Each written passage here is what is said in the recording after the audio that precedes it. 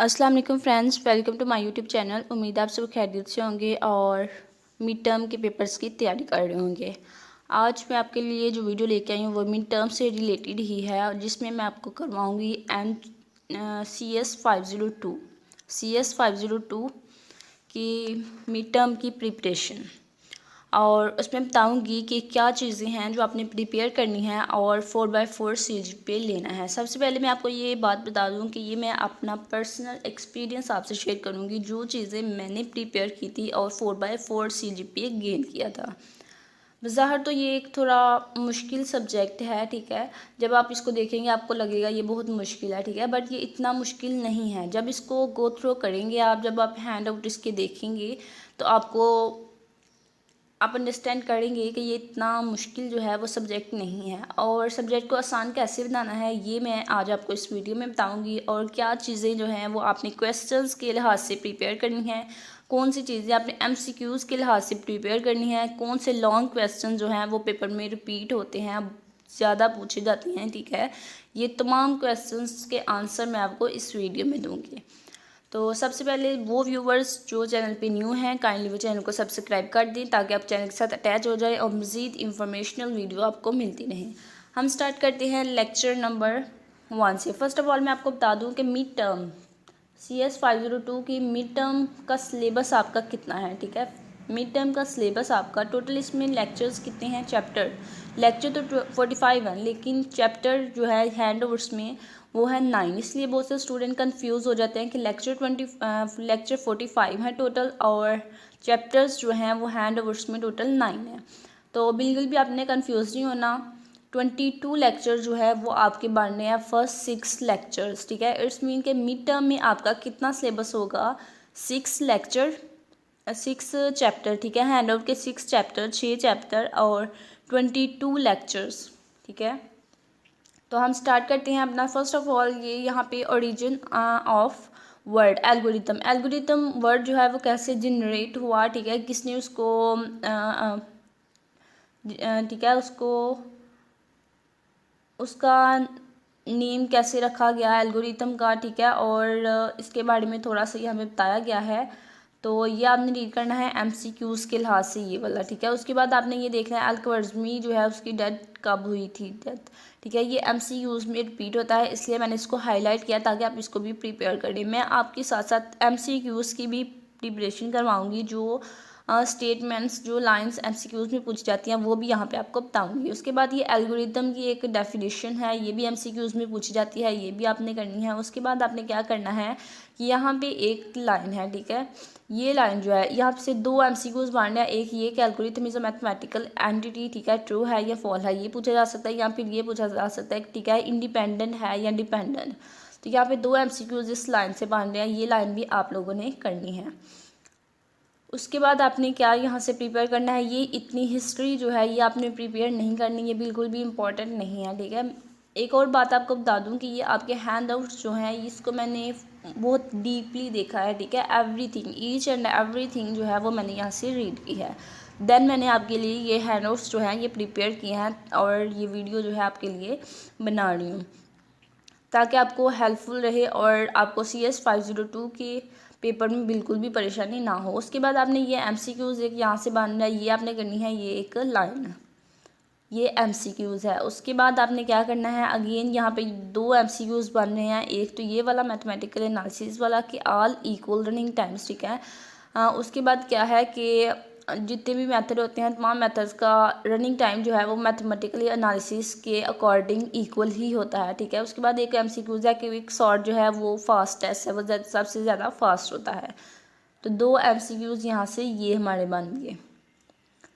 First chapter में I think mostly MCQs ही हैं। उसके बाद ये है हमारे पास 1-2 लाइन, ये आपने करनी है MCQs के लिए। यहाँ पे ये एक है कि एल्गोरिथम जो है वो to be understood primarily by people, ठीक है, एंड नॉट मशीन्स। एल्गोरिथम जो होते हैं वो पीपल अंडरस्टैंड करते हैं, मशीन्स जो है एल्गोरिथम को अंडरस्टैंड नहीं करती, ठीक है। तो ये लाइन आपने करनी है MCQs के लिए। उसके बाद यहाँ पे ये क्वेश्चन भी पूछा जा सकता है और इसमें से MCQs भी पूछे जा सकते हैं। ये है क्या, बेसिकली ये जो मेमोरी हमारे पास होती है रैम, ठीक है। रैम के बारे में, मेमोरी के बारे में थोड़ी सी इन्फॉर्मेशन है और उम्मीद है कि आपको इस इन्फॉर्मेशन का पहले भी पता होगा, फिर भी एक दफ़ा आप इसको रीड कर लीजिएगा, एमसीक्यूज़ के लिहाज से भी और क्वेश्चन के लिहाज से भी। नेक्स्ट हमारे पास जो फर्स्ट लेक्चर का फर्स्ट क्वेश्चन जो हमारे पास बन रहा है वो क्वेश्चन आ गया। यहाँ से आपको 2D मैक्सिमा जो है ये क्वेश्चन में पूछा जाता है कि 2D मैक्सिमा को डिफ़ाइन करें या 2D मैक्सिमा कैसे वर्क करता है, ठीक है। तो इसका आंसर आपने क्या देना है, आपने एक लाइन ये करनी है, फर्स्ट पॉइंट, सेकंड और थर्ड, जस्ट आपने ये 3 पॉइंट इसके याद कर लेने हैं और जब आपसे पूछा जाएगा 2D मैक्सिमा का तो जस्ट आपने ये 3 लाइनें लिख देनी है, ठीक है। एक ये फोर जो है उसी जो 3 हमने ऊपर पढ़ी हैं उन्हीं 3 को शॉर्टली 4 में डिस्क्राइब किया गया है, वही वाली सेम वही चीज़ है यहाँ 4 में। तो फर्स्ट 3 भी आप कर लेंगे तो नो इशू। नेक्स्ट है brute force algorithm. Brute force algorithm ये भी क्वेश्चन में पूछा जाता है और इसके भी ये कुछ है, एक पॉइंट है, इसकी एक लाइन है, ठीक है, ये आपने करनी है। थोड़ा सा डिफरेंस है बस ब्रूट फोर्स में उसकी निस्बत जो हमने पहले पढ़ा है 2D मैक्सिमा। उसके बाद आपने ये ब्रूट फोर्स का एल्गोरिदम जो है इसको 1-2 दफ़ा आपने देख लेना है ताकि अगर आपसे पूछा जाए पेपर में तो आप लिख सकें, आप बता सकें, थोड़ा सा आपको आइडिया हो कि ये क्या है। और जब इसको आप, इतना मुश्किल नहीं है, बिल्कुल सिंपल सा एल्गोरिदम है ये और इसको आपने ज़रूर तमाम स्टूडेंट्स ने सीखना है, 1-2 दफ़ा देखना है। उसके बाद ये नेक्स्ट लाइन जो है ये हमारे पास बहुत इंपॉर्टेंट एमसीक्यूज़ है, बार बार रिपीट होता है। आप देखेंगे कि ये आपको आपके जो क्विज़ेस होंगे उनमें भी ये एमसीक्यूज़ आपसे पूछे जाएंगे जो मैं आपको यहाँ पे बता रही हूँ। सो आपने क्विज़ के लिहाज से भी प्रिपरेशन करनी हो तो उसके लिए भी ये नोट्स जो हैं ये बहुत इंपॉर्टेंट है। उसके बाद यहाँ पे एक और एमसीक्यूज़ ये बन रहा है, ठीक है, फर्स्ट लाइन में ये एमसीक्यूज़ आपने करना है। उसके बाद यहाँ पे 2-4 लाइनें बननी हैं रनिंग टाइम के हवाले से, तो ये भी आपने देख लेनी है एमसीक्यूज़ के लिहाज से। उसके बाद हमारे पास यहाँ पे एक शॉर्ट क्वेश्चन बन रहा है। शॉर्ट क्वेश्चन क्या बन रहा है, हमसे पूछा जा सकता है कि रनिंग टाइम जो है उसको कितने वे से, कितने क्राइटेरिया हैं उसको मेजर करने के, ठीक है। तो आप बता सकते हैं कि उसको मेजर करने के 2 क्राइटेरिया हैं, worst time case and average case time, ठीक है। तो फिर ये भी पूछा जा सकता है आपको क्वेश्चन के वर्स्ट टाइम की केस जो है उसका फार्मूला लिखें, ठीक है। या फिर ये भी पूछा जा सकता है कि उसकी डेफिनेशन लिखें और फार्मूला दोनों लिखें, या फिर वर्स्ट केस टाइम और एवरेज केस टाइम दोनों का डिफरेंस लिखें, दोनों को डिफाइन करें, ठीक है। तो इस तरह से ये इसके 3-4 क्वेश्चन बन सकते हैं, इसलिए आपने वर्स्ट केस टाइम और एवरेज केस टाइम और इनका फार्मूला जो है दोनों चीज़ें करनी है। उसके बाद मैंने आपको बताया था कि एवरेज केस और वर्स्ट केस का डिफरेंस भी आपसे पूछा जा सकता है, डिफरेंस में आप ये 2 लाइनें भी लिख सकते हैं। उम्मीद है कि आपको क्लियर हो गया होगा किस तरह से ये क्वेश्चन पूछा जाएगा। तो ये वाला जो एल्गोरिथम है ये सेम वही है जो हमने पीछे किया, अगेन करने की ज़रूरत नहीं है। उसके बाद अगेन हमारे पास 2 यहाँ पे एमसीक्यूज़ बन रहे हैं, एक ये फर्स्ट लाइन, ठीक है, और ये सेकंड लाइन, दोनों आपके पास एमसीक्यूज़ बन रहे हैं और इम्पॉर्टेंट एमसीक्यूज़ हैं। उसके बाद ये जो है ये समीशन वाले फार्मूलाज, ठीक है, ये आपने करने हैं, बेसिक फार्मूलाज हैं। बस ये है कि लाइक ये देखें यहाँ पे हम समीशन CAI है, ठीक है। तो आपको पता है कांस्टेंट होता है वो समीशन से बाहर आ जाता है, पहले आ जाता है, ठीक है। तो C जो है उसको बाहर लिखना है, बस ये एक रूल बताया गया है कि C जब कांस्टेंट होगा, ठीक है, तो वो समीशन से पहले लिखा जाएगा। ये देखिए एक और रूल बताया गया है कि जब AI जमा BI, ठीक है, 2 वेरिएबल्स जब प्लस हो रहे होंगे और उन पे होल पे हम समीशन अप्लाई कर रहे हैं तो क्या होगा, उसके लिए रूल क्या है कि समीशन को हम दोनों पे अलग अलग अप्लाई करेंगे। ये देखें तो यही बताया गया कि A पे अलग अप्लाई किया, B पे अलग अप्लाई किया।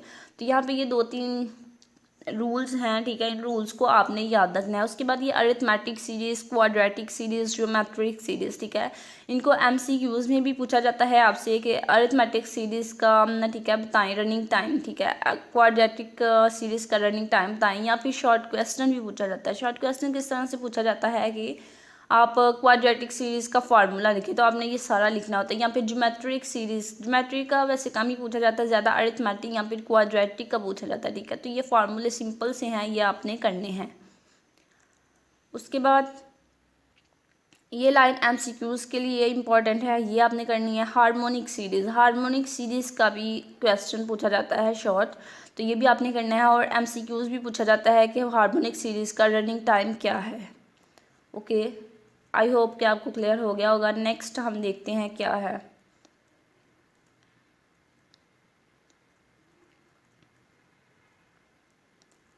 नेक्स्ट 2D अगेन आ गया, 2D मैक्सिमा, ठीक है। तो रिविजिटेड मतलब अगेन उसको रिवाइज कर रहे हैं, रिकॉल कर रहे हैं 2D मैक्सिमा। तो 2D मैक्सिमा हमने पीछे पढ़ लिया था, अगेन हमें पढ़ने की ज़रूरत नहीं है, ठीक है। और ब्रूट फोर्स भी हम पीछे पढ़ चुके हैं, इसलिए वो भी पढ़ने की ज़रूरत नहीं है।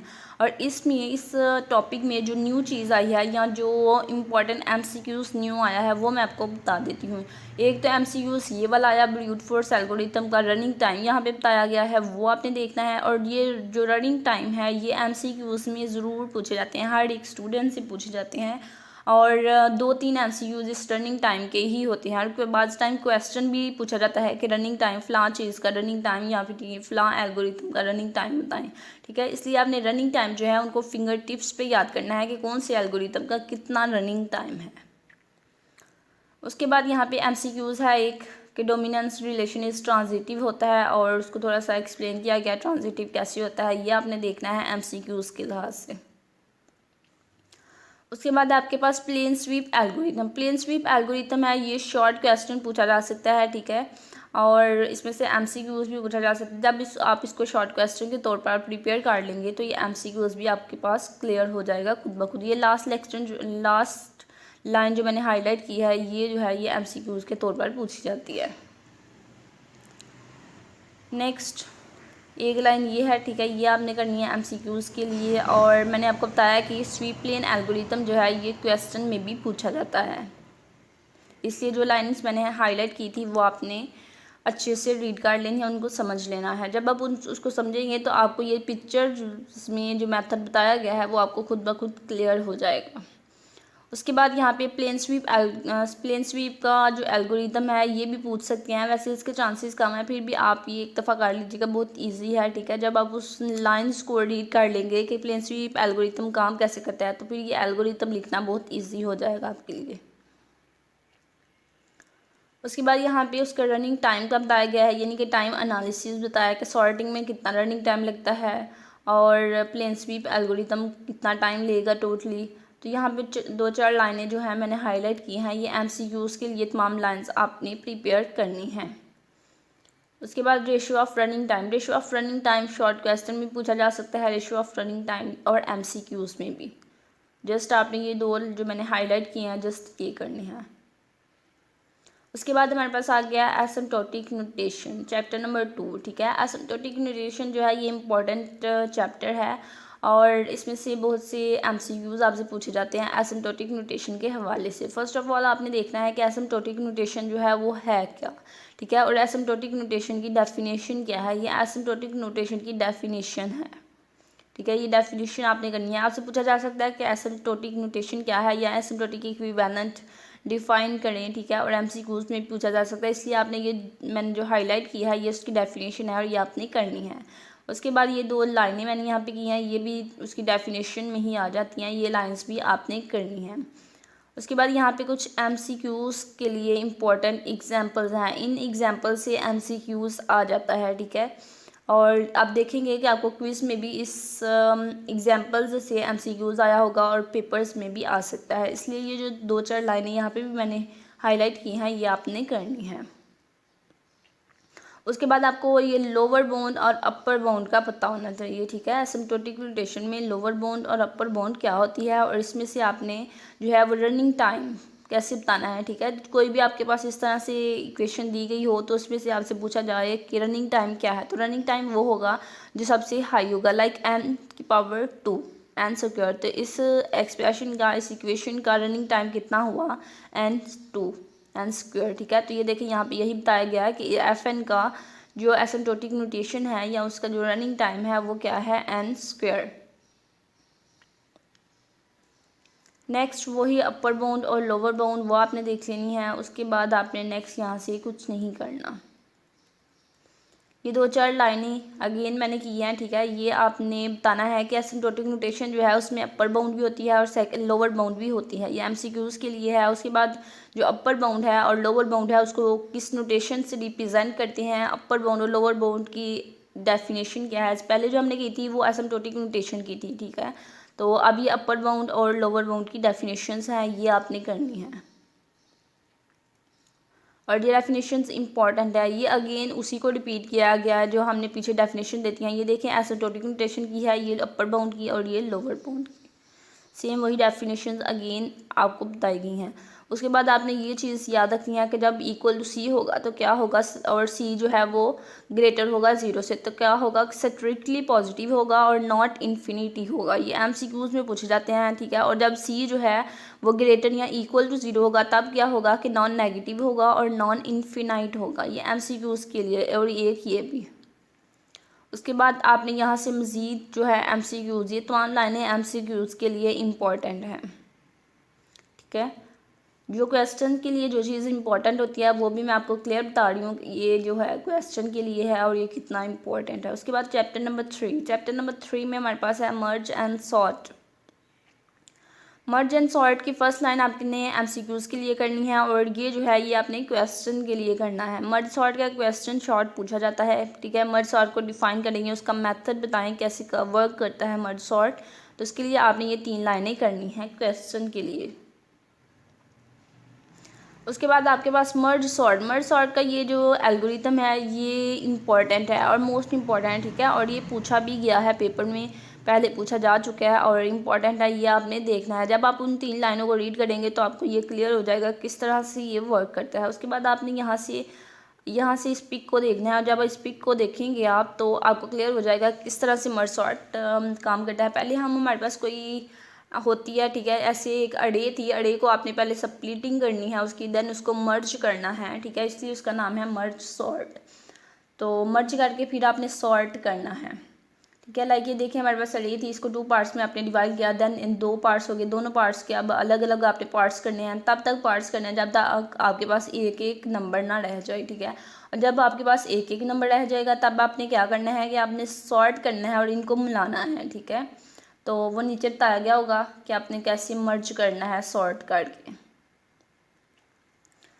ये वाला थोड़ा एल्गोरिथम जो है थोड़ा लेंथ है, ये नहीं पूछा जाएगा, जो पीछे था मर्ज सॉर्ट का, ठीक है, वही वाला पूछा जाएगा अगर आपसे पूछा जाएगा। तो ये देखें यहाँ पे आप मर्जिंग हो रही है और सीक्वेंस से हो रही है। ये देखें पहले 5 आया और फिर 7 आया, तो इट्स मीन अब सॉर्ट हो कि मर्ज हो रहा है। तो ऐसा ऐसा सारे पार्ट्स जो है मिल के तो एक इस तरह से सॉर्टेड अरे बन जाएगी अगेन, तो इसे कहते हैं हम मर्ज सॉर्ट। उसके बाद आपने मर्ज सॉर्ट का एनालिसिस करना है कि मतलब उसका कितना रनिंग टाइम है। मैंने आपको पहले भी बताया ये जो रनिंग टाइम है ये आपने तमाम स्टूडेंट्स ने करनी है और फिंगर टिप्स पे करने हैं। ये एमसीक्यूज़ और क्वेश्चन में दोनों भी पूछे जा सकते हैं, इनका शॉर्ट क्वेश्चन भी पूछा जा सकता है कि मर्ज सॉर्ट का रनिंग टाइम क्या है। उसके बाद ये हमारे पास एक एमसीक्यूज़ है, ये आपने करना है। उसके बाद आपने क्या करना है, यहाँ पे एक एग्जाम्पल है, ये एग्जाम्पल, ठीक है, ये एग्जाम्पल जो है ये आपने करनी है। ये लॉन्ग क्वेश्चन में पूछी जाती है, ये क्वेश्चन लॉन्ग क्वेश्चन में पूछी जाती है और बजाते खुद मुझसे पूछी गई थी पेपर में, ठीक है। तो इसलिए मैंने सोचा ये आपसे शेयर कर दूँ। बहुत से स्टूडेंट्स जो हैं जी उन्होंने इसको लेफ़्ट करना होगा, इसको छोड़ देना होगा, ठीक है, बट आप इनको छोड़े नहीं, ये बहुत ईजी है और सिंपल है, बट आपको थोड़ा समझने की ज़रूरत है। अगर आपको समझ नहीं आ रही वैसे, ठीक है, तो आप इसका वीडियो लेक्चर देखें और बहुत अच्छा समझाया हुआ है वीडियो का सर ने, तो वो आप समझें। और तमाम स्टूडेंट्स ने ये करनी है, लॉन्ग क्वेश्चन में पूछी जा सकती है। उसके बाद यहाँ पे हमारे पास एक एमसीक्यूज़ है, ये आपने करना है। नेक्स्ट ये एग्जाम्पल आप ना भी करें तो कोई इशू नहीं है, ठीक है, बिकॉज ये एग्जाम्पल देखिए बहुत लेंथी है और जब आप पीछे वाली एग्जाम्पल जो है वो कर लेंगे तो इसका भी थोड़ा बहुत कॉन्सेप्ट आपको आ जाएगा। अगर बाय चांस, ठीक है, आपको ये एग्जाम्पल आ भी जाती है तो आपको पीछे वाले क्वेश्चन का कॉन्सेप्ट होगा कि किस तरह से इसको सॉल्व करें, तो आप इसको खुद ब खुद सॉल्व कर सकेंगे। वैसे ये बहुत लेंथी है वैसे ये एग्जाम्पल जो है बहुत लेंथी है, इसलिए ये पेपर में नहीं आएगी, जो पीछे मैंने बताई है वही आएगी। ये देखिए कितनी लेंथी है ये, सो ये पेपर में नहीं आएगी। नेक्स्ट है हमारे पास सिलेक्शन प्रॉब्लम में फर्स्ट ऑफ ऑल हमारे पास एक चीज़ है रैंक, ठीक है। फर्स्ट ऑफ ऑल आपके पास ये रैंक की डेफिनेशन है कि रैंक क्या होता है, और ये रैंक जो है ये आपसे एमसीक्यूज़ में भी पूछा जाएगा, और रैंक की डेफिनेशन भी पूछी जा सकती है कि डिफ़ाइन करें रैंक को। तो जब इसकी डेफिनेशन पूछी जाएगी तो आपने इस तरह से इसकी ये 3 लाइनें लिख देनी हैं।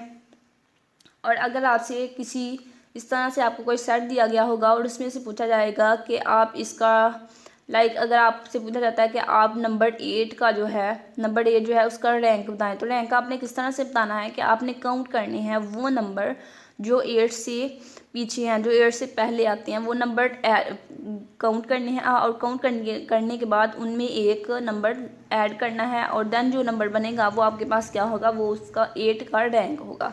ये देखें, हम देखते हैं 8 से पहले हमारे पास कितने लेटर्स हैं, डिजिट हैं, 1 2 3 और 4, ठीक है। और 4 मैंने कहा था जो 8 से पहले हैं उनको काउंट करना है, और वो हमारे पास आ गए 4, ठीक है। देन उनमें एक ऐड करना है, 4 में एक ऐड करेंगे तो 5, इट्स मीन के 8 का रैंक क्या है हमारे पास 5, ठीक है।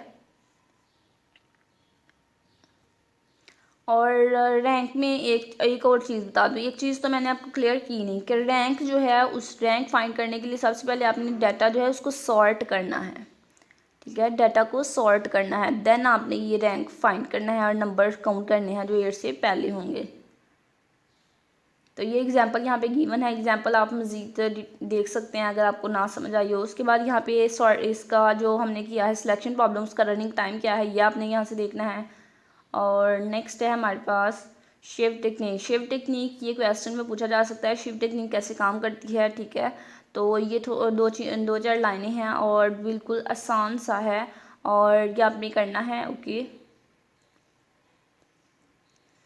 सिलेक्शन एल्गोरिथम आल्सो इम्पॉर्टेंट है, सिलेक्शन एल्गोरिथम, ठीक है। ये एल्गोरिथम भी आपने करना है। उसके बाद आपने यहाँ से ये नेक्स्ट 2 लाइनें हैं, उसके रनिंग टाइम के हवाले से बताया गया, ये आपने करना है। नेक्स्ट हमारे पास आ गया लेसन 4 चैप्टर 4, ठीक है। और वो उसमें है हमारे पास सॉर्टिंग।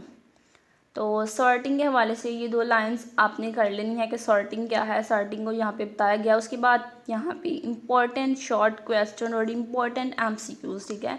ये तमाम चीज़ें जो हैं, ठीक है, ये जो मैंने हाईलाइट किया ये इम्पॉर्टेंट शॉर्ट क्वेश्चन भी हैं और इम्पॉर्टेंट एमसीक्यूज भी हैं, और एवरी स्टूडेंट को इसमें से कुछ ना कुछ पेपर में ज़रूर पूछा जाएगा। वो कैसे, या तो इसमें से एमसीक्यूज पूछे जाएंगे, ये डेफिनेशन या फिर ये, ठीक है। और इनका रिवर्स रनिंग टाइम, ठीक है। इन तीनों का रनिंग टाइम जो है वो एन स्क्वायर होता है, एसिम्प्टोटिक नोटेशन बताया गया है कि एन स्क्वायर उसका इन तीनों का रनिंग टाइम होता है। इन तीनों का रनिंग टाइम होता है, और ये तीनों जो होते हैं ये स्लो सॉर्टिंग एल्गोरिदम होते हैं। ये भी आपसे पूछा जा सकता है कि एमसीक्यूज दिए गए और पूछा जाए कि ये स्लो एल्गोरिथम है, स्लो सॉर्टिंग एल्गोरिथम है या फास्ट सॉर्टिंग एल्गोरिथम है, ठीक है। एक ये एमसीक्यूज बन सकता है इसका, और एक ये क्वेश्चन इसका बन सकता है कि आप बबल सॉर्ट को डिफ़ाइन करें, या फिर इंसर्शन सॉर्ट को या फिर सिलेक्शन सॉर्ट को डिफ़ाइन करें। और उसके अलावा एक और क्वेश्चन बन सकता है कि आप बबल सॉर्ट और इंसर्शन सॉर्ट दोनों को डिफ़ाइन करिए, इनका डिफरेंस बताएं, ठीक है। तो इसलिए आपने ये 4 लाइनें जो हैं ये आपने तमाम स्टूडेंट्स ने करनी है, किसी ने भी इनको लेफ़्ट नहीं करना। उसके बाद नेक्स्ट हमारे पास आ गया हीप जो है इसका आपने CS 301 जब आपने पढ़ी थी, ठीक है, उसमें भी आपने ये हीप्स पढ़ी थी। हीप जो है वो एक बाइनरी ट्री है, और उसमें कुछ ऑर्डर होता है हीप का, और मिन मैक्स होती हैं, लेफ़्ट चाइल्ड होता है, राइट चाइल्ड होता है, पेरेंट होता है। ये तमाम चीज़ें वही हैं जो आपने CS 301 में रीड की थी। अगेन आप इसको एक दफ़ा रीड करेंगे तो आपको सारा जो है वो याद आ जाएगा जो आपने CS 301 में पढ़ा था, और आपका रिवाइज हो जाएगा, और बहुत ही इजी है ये। तो आपने ये एक दफ़ा देख लेना है। हिप का भी क्वेश्चन पूछा जाता है कि हिप जो है वो कैसे वर्क करते हैं, या हिप को डिफ़ाइन करें। उसके बाद आपने ये चीज़ याद रखनी है एमसीक्यूज़ के लिए कि जो रूट होता है उसकी ऑलवेज पोजीशन जो है अरे में 1 होती है, रूट की पोजीशन अरे में 1 होती है। और लेफ़्ट चाइल्ड कहाँ पे होता है 2i पे, राइट चाइल्ड कहाँ पे होता है 2i+1 पे, और पेरेंट कहाँ होता है i/2 पे।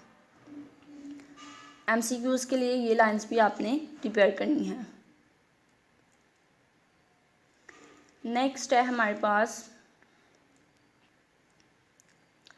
हैप्पीफाई प्रोसीडर कैसे काम करता है ये आपने देखना है। इसका एल्गोरिदम जो है ये आपने करना है हैप्पीफाई एल्गोरिदम का। उसके बाद हैप्पीफाई में का कितना रनिंग टाइम है, ये 2 लाइंस यहाँ पे लिखी गई हैं, ये आपने करना है। बिल्ड हीप जो है उसको हम कैसे बिल्ड करते हैं, उसका ये मेथड आपने 1-2 दफ़ा रीड कर ले तो आपको क्लियर हो जाएगा कि आप हीप जो है वो कैसे बिल्ड करते हैं, और बिल्कुल ईजी है। और बिल्ड हीप का ये जो एल्गोरिदम है ये इम्पॉर्टेंट है, क्वेश्चन के लिए बहुत इम्पॉर्टेंट है, ये पूछा जाता है पेपर में और बहुत दफ़ा रिपीट भी हुआ है पास्ट पेपर्स में।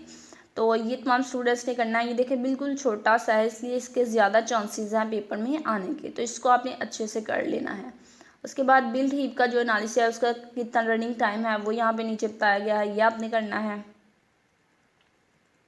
और ये भी सेम उसी तरह से बताया गया है नोड्स का, और ठीक है जो हीप के लेवल्स होते हैं उनके बारे में वो 2-4 लाइनें आपने करनी है। ये उसका रनिंग टाइम है ये आपने करना है। और यहाँ पे कुछ हाइट के बाइनरी ट्री जो होता है उसकी कितनी हाइट होती है, कैसे हाइट फाइंड करनी है, ठीक है उसमें कितनी नोड्स हैं वो कैसे फाइंड करना है किसी भी ट्री में, तो यहाँ पे ये चीज़ें बताई गई हैं, ये आपसे MCQs में पूछी जा सकती हैं, ये भी आपने करना है। उसके बाद हीप सॉर्ट का एनालिसिस है कि हीप सॉर्ट के लिए कितना रनिंग टाइम है, 2-4 लाइनें मैंने यहाँ पे भी हाईलाइट की हैं, ये आपने करनी है MCQs इसके लिए।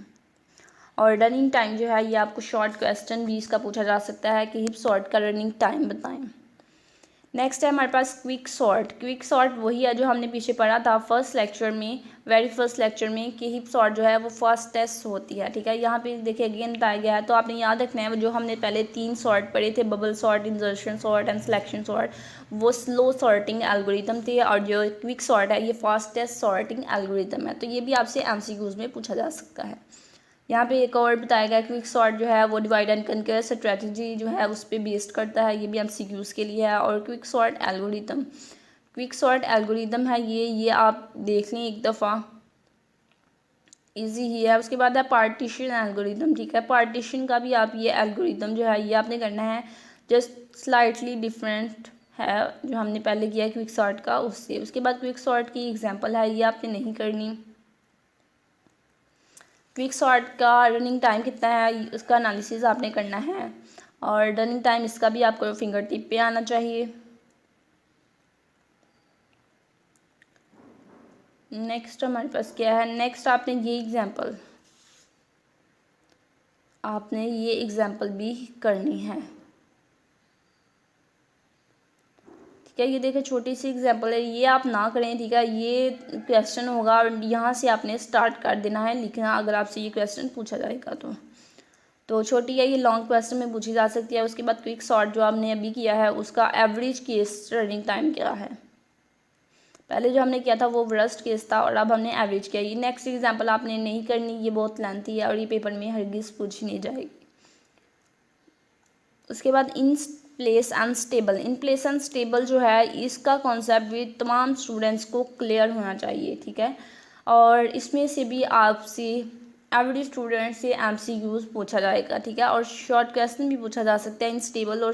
इन प्लेस और स्टेबल सॉर्टिंग को डिफाइन करेंगे, इनका डिफरेंस बताएं, ठीक है। तो यहाँ पे ये नीचे बताया गया है। उसके बाद इन प्लेस उसके बाद एक और क्वेश्चन यहाँ से पूछा जाता है कि ये देखिए ये जो 4 लाइनें मैंने हाईलाइट की है ना, इसमें से क्वेश्चन पूछा जाता है। और पता क्या किया जाता है, यहाँ पे आपको ना सॉर्टिंग एल्गोरिथम के नाम बताएं, जैसे bubble sort, selection sort, insertion sort और merge sort, quick sort, heap sort, जितने भी आपने पढ़े हैं, ठीक है, उन तमाम के आपको नेम जो हैं वो गिवन होंगे। और आपने बताना होगा कि ये जो सॉर्ट्स हैं, ठीक है, कौन सा सॉर्ट जो है वो इन प्लेस है, कौन सा सॉर्ट जो है वो स्टेबल है, ठीक है। तो ये डिफरेंस आपने बताना होगा। इस तरह से आपके 5 मार्क्स का यहाँ से क्वेश्चन बन सकता है, ठीक है। आपको सॉर्ट के नाम गिवन होंगे और आपने बताना होगा कि कौन सा जो है वो इन प्लेस है और कौन सा जो है वो स्टेबल है।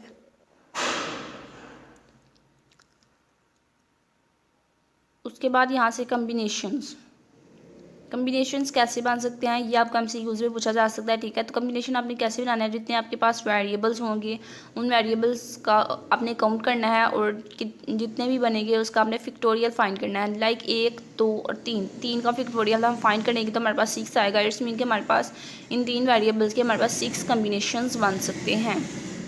तो ये MCQs के लिए था जो मैंने अभी आपको बताया। उसके बाद ये 2-4 2 लाइनें हैं वो MCQs के लिए इम्पॉर्टेंट है। उसके बाद ये एक लाइन भी MCQs के लिए इम्पॉर्टेंट है। रनिंग टाइम बताया गया है किसी सॉर्ट का। नेक्स्ट हमारे पास है चैप्टर 5 लीनियर टाइम सॉर्टिंग।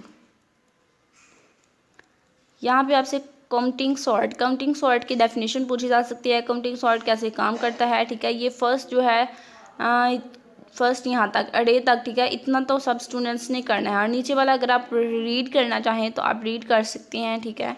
तो इतना इम्पोर्टेंट नहीं है, बट ये जो फर्स्ट है ऊपर सॉर्टिंग के एल्गोरिथम सॉर्टिंग काउंटिंग सॉर्ट जो है वो है क्या, वो सब स्टूडेंट्स ने करना है। उसके बाद इसका जो है एल्गोरिथम करने की ज़रूरत नहीं है, जस्ट आपने इसका रनिंग टाइम जो है वो देख लेना है कि काउंटिंग सॉर्ट का रनिंग टाइम क्या है। उसके बाद है नेक्स्ट हमारे पास क्या,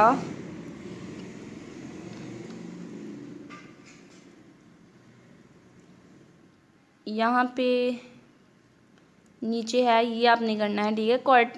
काउंटिंग सॉर्ट जो है वो इन प्लेस होता है, यहाँ स्टेबल होता है, ये यहाँ पे बताया गया है। उसके बाद स्टेबिलिटी क्या है, स्टेबिलिटी कैसे अचीव की जाती है, ये यहाँ पे बताया गया है। ये 2 लाइंस आपने करनी है MCQs के लिए। और काउंटिंग सॉर्ट का ये वाला जो शॉर्ट एल्गोरिथम है ये आपने करना है। जो पहले बताया था वो आपने नहीं करना, वो लॉन्ग था, ठीक है। ये शॉर्ट जो काउंटिंग सॉर्ट है ये आपने करना है अगर आप करना चाहते हैं। तो वैसे ये इतना इंपॉर्टेंट काउंटिंग सॉर्ट का एल्गोरिथम नहीं है।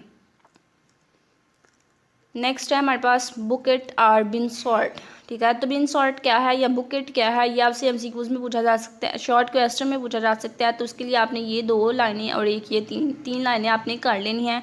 और MCQs के लिए ये लाइन आपने कर लेनी है, ठीक है। शॉर्ट क्वेश्चन के लिए 1, 2 और एक ये 3 लाइन कर लेनी है। डिफाइंड बुकेट या बुकेट क्या है ये आपसे पूछा जा सकता है और इसका एल्गोरिथम आपने नहीं करना। नेक्स्ट इसका रनिंग टाइम बताया गया है, ठीक है। एनालिसिस में रनिंग टाइम आपने कर लेना है बुकेट सॉर्ट का। उसके बाद है हमारे पास रेडिक्स सॉर्ट। रेडिक्स सॉर्ट जो है इम्पॉर्टेंट क्वेश्चन है और ये 5 मार्क्स का भी पूछा जा सकता है और बहुत ही ईजी है। जब आप इसको रीड करेंगे, ठीक है, इसका शॉर्ट क्वेश्चन भी पूछा जा सकता है और लॉन्ग क्वेश्चन भी पूछा जा सकता है। लॉन्ग क्वेश्चन में इस तरह से आपको गिवन होगा, ठीक है, और आपने उसको रेडिक्स सॉर्ट अप्लाई जो है मेथड जो है वो अप्लाई करना होगा। बजाते खुद ये क्वेश्चन मुझे 5 मार्क्स का आया था, इसलिए ये देखिए मैंने यहाँ पे इम्पोर्टेंट लिखा है। ये बहुत ही इजी है, नाइट इजी है, ठीक है। इसको आपने सॉर्ट करना है। सॉर्ट कैसे करना है मैं आपको थोड़ा सा बता देती हूँ। लाइक आपके पास ये इस तरह से आपको नंबर्स गिवन थे, ठीक है। तो आपको कहा गया है कि रेडिक्स सॉर्ट मेथड जो है वो यहाँ पे अप्लाई करें, इसको सॉर्ट करें रेडिक्स मेथड से। तो आपने कैसे करना है, फर्स्ट ऑफ ऑल आपने क्या करना है कि आपने फर्स्ट ऑफ ऑल इसको सॉर्ट करना है, ठीक है। सॉर्ट कैसे करना है कि जितने भी 4 वाले थे, ठीक है, आपने राइट से स्टार्ट करना है इस वाली लाइन से, ठीक है। तो जितने भी 4 वाले हैं, सबसे छोटा नंबर कौन सा है आपने वो देखना है। यहाँ पे सबसे छोटा नंबर है 4, इट्स मीन 4 वाला नंबर फर्स्ट लाइन में आएगा। सेकंड 4 वाला, अगेन 4 वाला है वो भी सेकंड में, और यहाँ पे एक और 4 वाला है वो थर्ड लाइन में, ठीक है। 4 के लिहाज से आपने सॉर्ट कर लिया। नेक्स्ट नंबर्स नहीं आपने देखना, आपने जस्ट 4 को देखना है। 4 वाले नंबर्स आपने पहले लिख लिया, फिर 6 वाले, फिर 8 वाले, ये देखिए यहाँ पे लिखा है 4 वाले, फिर 6 वाले, फिर 8 वाले, ठीक है। देन नेक्स्ट स्टेप में आपने क्या करना है, नेक्स्ट स्टेप में आपने ये जो सेकंड लाइन है इसके लिहाज से आपने सॉर्ट करना है, ठीक है। इसके लिहाज से जब आप सॉर्ट करेंगे तो ये देखिए यहाँ पे सबसे छोटा नंबर कौन सा है 5, इट्स मीन कि ये 5 वाला जो है ये सबसे पहले आएगा फर्स्ट लाइन में। उसके बाद छोटा नंबर कौन सा है 7, तो इट्स मीन 7 वाला आएगा, फिर ये 7, फिर ये 7 और फिर 9 वाले आएंगे। ये देखिए यहाँ पे सॉर्ट किया गया है, ठीक है। ये भी सॉर्ट होगी। अब आपने क्या करना है, अब अपने नेक्स्ट स्टेप में आपने ये जो थर्ड लाइन है, ठीक है, इसको सॉर्ट करना है। इसको कैसे करना है, अगेन उसी तरह से जो सबसे छोटा होगा वो पहले आएगा, ठीक है। इसमें 1 वाला पहले आएगा, फिर ये 1 वाला पहले आएगा, फिर 2 वाले आएंगे, फिर 5, ठीक है, 4 और फिर 5, फिर 9, ठीक है। तो इस तरह से ये भी सॉर्ट हो जाएगा। तो इस तरह से ये आप देखिए तमाम नंबर्स जो हैं वो आपके पास सॉर्ट हो गए हैं। तो ये मेथड कौन सा है, ये मेथड रेडिक्स सॉर्ट मेथड है और ये बहुत नहायत ईजी है, बहुत ईजी है और 5 मार्क्स का ये क्वेश्चन आपसे पूछा जा सकता है। और शॉर्ट क्वेश्चन भी पूछा जा सकता है, वो आपको ये 2-4 लाइनें जो हैं इसका शॉर्ट क्वेश्चन पूछा जा सकता है। और एक और लॉन्ग क्वेश्चन शॉर्ट क्वेश्चन यहाँ से बनना है ये एल्गोरिथम का। एल्गोरिथम ये देखिए इसका बिल्कुल सिंपल सा एल्गोरिथम है, ठीक है। सो इट्स मीन के रेडिक्स सॉर्ट की आप ये तमाम चीज़ें जो हैं ये आपने प्रिपेयर करनी है। नेक्स्ट है हमारे पास लास्ट लेक्चर और लेक्चर 6, और ये लेक्चर थोड़ा लेंथी भी है। तो हम इसको देख लेते हैं कि इसमें से आपने क्या चीज़ें हैं जो है वो ज़्यादा इम्पोर्टेंट है और क्या चीज़ें आपने प्रिपेयर करनी हैं। फर्स्ट ऑफ ऑल आपके पास है फाइबोनिक सीक्वेंस। तो फाइबोनिक सीक्वेंस को किसने ठीक है पोस्ट किया था और वो इसका जो नेम है वो कैसे रखा गया, किसने रखा, वो कब पैदा हुआ, कब उसकी डेथ हुई, ठीक है। ये चीज़ें आपने एमसीक्यूज़ के लिए याद रखनी है। उसके बाद ये एक लाइन है, ये आपने एमसीक्यूज़ के लिए याद रखनी है। यहाँ से बस 2 लाइनें थी। उसके बाद ये सीक्वेंस है फाइबोनिक सीक्वेंस, ठीक है। तो ये आपने याद रखना है फाइबोनिक सीक्वेंस। ये भी आपसे कहा जा सकता है कि फाइबोनिक सीक्वेंस को FN की टर्म में डिफ़ाइन करें। तो ये F की टर्म में फाइबोनिक सीक्वेंस की डेफिनेशन हो गया, ठीक है। तो ये आपसे शॉर्ट क्वेश्चन में पूछा जा सकता है। उसके बाद ये आपने इसकी डेफिनेशन फाइबोनिक की रिकर्सिव डेफिनेशन जो है वो ये है, और ये भी आपसे पूछी जा सकती है शॉर्ट क्वेश्चन में, ये आपने देख लेनी है। उसके बाद ये मेमोराइजेशन, ठीक है। बहुत से स्टूडेंट जो हैं उसको मेमोराइजेशन जो है बहुत इंपॉर्टेंट शॉर्ट क्वेश्चन है और MCQs में पूछा जा सकता है, बट ये इंपॉर्टेंट शॉर्ट क्वेश्चन। बहुत से स्टूडेंट्स को मेमोराइजेशन का पता ही नहीं होता कि ये हैंडआउट्स में किधर है, ठीक है। तो इसलिए मैंने इसको थोड़ा हाईलाइट किया ताकि तमाम स्टूडेंट्स जो है इसको प्रिपेयर करें और इसको याद करें। शॉर्ट क्वेश्चन जो है वो छोटा सा शॉर्ट क्वेश्चन है लेकिन इंपॉर्टेंट है, ठीक है। तो ये आपने करना है। उसके बाद मेमोफिब, ये वाला भी आपने एल्गोरिथम करना है। बहुत ही सिंपल एल्गोरिथम है ये फिब एन के, और जो हमने पीछे किया है उससे थोड़ा सा बस इसमें डिफरेंस है। उसके बाद इटिडेटिव फिब एन, इसमें भी थोड़ा डिफरेंस है, ठीक है। ये भी आपने करना है और इसका रनिंग टाइम आपने देख लेना है। उसके बाद हमारे पास अनदर शॉर्ट क्वेश्चन आ गया, important short question. Important short question क्या है? डायनामिक प्रोग्रामिंग, ठीक है। डायनामिक प्रोग्रामिंग के स्टेप्स जो हैं उसको डिफाइन करें। तो ये 2 स्टेप हैं यहाँ पे, ये 2 स्टेप्स आपसे शॉर्ट क्वेश्चन में पूछे जा सकते हैं और ये इंपॉर्टेंट शॉर्ट क्वेश्चन है, ठीक है। तो ये दोनों जो हैं आपने ये याद करना है। उसके बाद ये जो अदर लाइन्स, ये जो लाइन मैंने की है हाईलाइट, ये MCQs के लिए है, ओके। तमाम स्टूडेंट्स ने ये क्वेश्चन करना है। उसके बाद है हमारे पास एडिट डिस्टेंस। एडिट डिस्टेंस जो है ये भी इम्पॉर्टेंट शॉर्ट क्वेश्चन है और ठीक है, इंपॉर्टेंट शॉर्ट क्वेश्चन है। ये लाइंस आपने 2-4 हैं ये यहाँ से रीड करनी है। उसके बाद अनदर इम्पॉर्टेंट क्वेश्चन जो है ये है एडिट डिस्टेंस की एप्लीकेशंस। एडिट डिस्टेंस की एप्लीकेशंस के आपको नेम पता होना चाहिए। और उसके बाद आप जो है स्पेलिंग करेक्शन और प्लेजरिज्म डिटेक्शन, ये 2 जो है इनको आप डिटेल में बस कीजिएगा। नेक्स्ट ये जो है इसको डिटेल में करने की ज़रूरत नहीं, इसका जस्ट आप नाम जो है वो देख लें क्या है। और नेक्स्ट जो है एक और है हमारे पास स्पीच रिकग्निशन, इसका भी जस्ट आपने नाम करना है, ठीक है। तो यहाँ से एक तो यह पूछा जा सकता है कि एडिट डिस्टेंस के एप्लीकेशंस के नेम बताएं, या फिर ये पूछा जा सकता है कि स्पेलिंग करेक्शन जो है उसको डिफ़ाइन करें या स्पेलिंग करेक्शन कैसे काम करती है। तो ये स्पेलिंग करेक्शन जो है मोस्टली यही शॉर्ट क्वेश्चन में पूछा जाता है। तो इसको तमाम स्टूडेंट्स अच्छे से कर लें और बिल्कुल सिंपल सा है इसका आंसर। उसके बाद है हमारे पास edit distance algorithm. Edit distance algorithm कैसे काम करता है, एडिट सर्च ट्रांसक्रिप्ट क्या है, ये आपने सीखना है।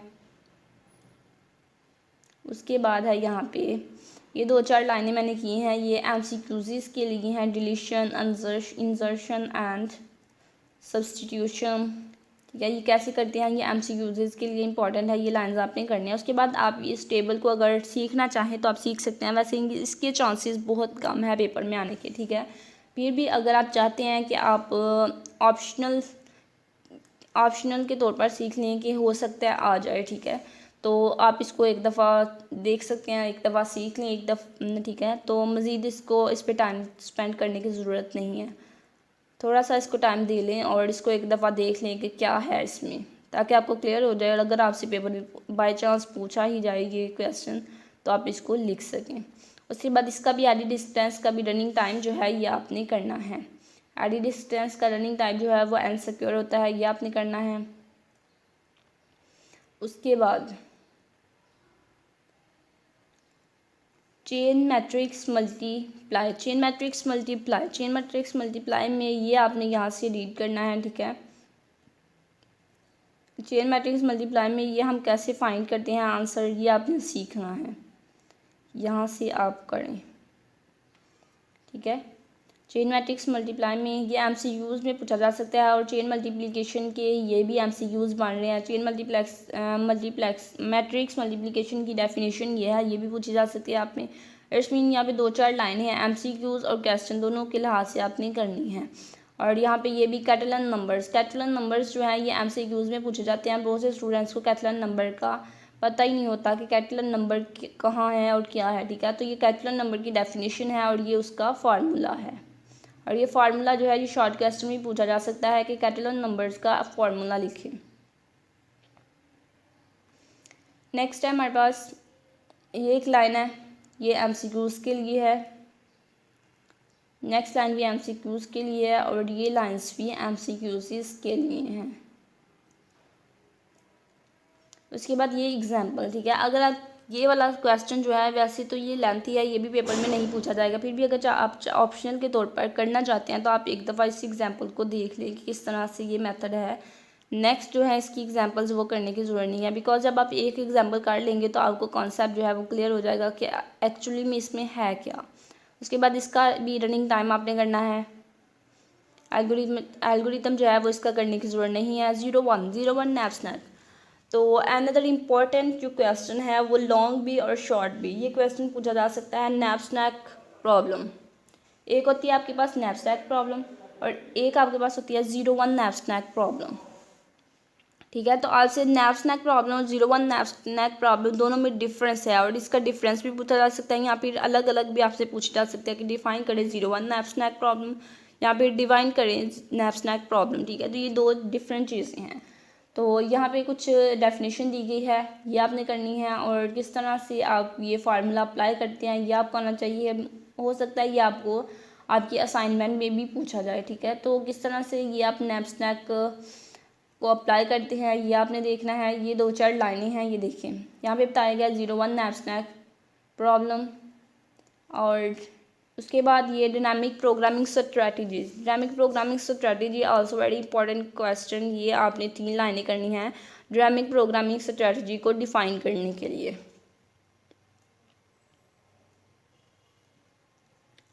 अब ये देखें यहाँ पे है, ये लाइन आपने MCQs के लिए करनी है। और यहाँ पे leave object and take object. Leave object and take object आपको शॉर्ट क्वेश्चन में भी पूछा जा सकता है और MCQs में भी पूछा जा सकता है। सो आपने ये लाइंस भी कर लेनी है।